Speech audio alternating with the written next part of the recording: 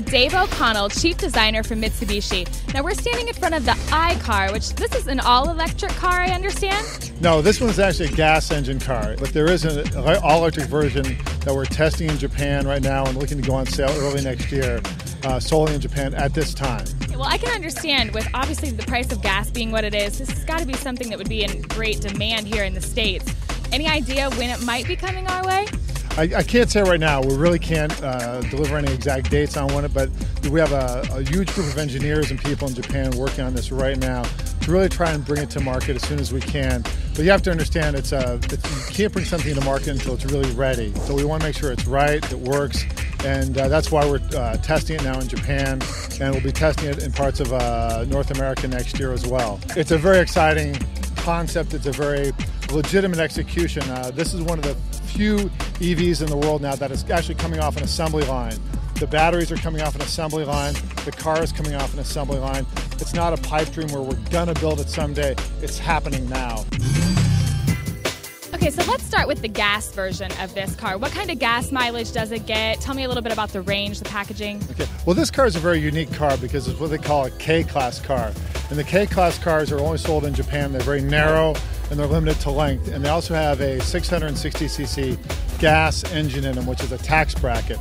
So this car delivers about 40 miles to the gallon, 30 miles to the gallon, and it has a range probably of several hundred miles. I'm not sure exactly what the range is. But for domestic driving, it's a perfect answer.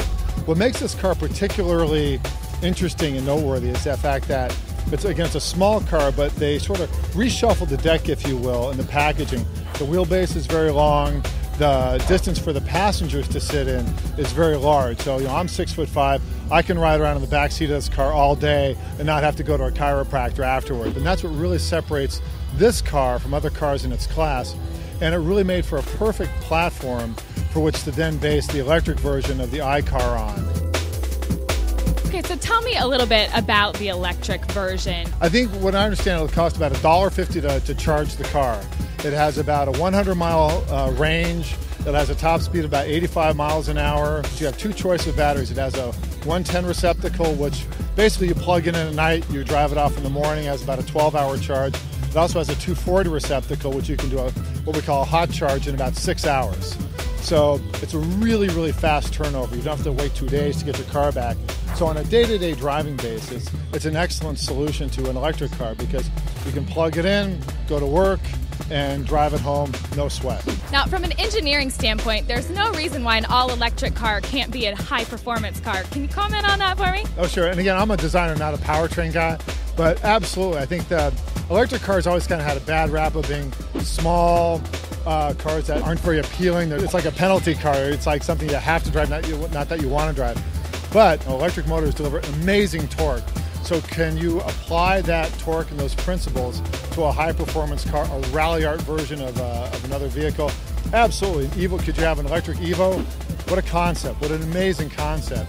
Sure, and I think that's where maybe the future direction might be, is taking this great foundation of electric-powered vehicle and giving it not only the visual excitement, but the driving excitement that you want to have in a car. Awesome. Thank you so much, Dave. Keep watching more Mitsubishi Owner Show coverage coming your way.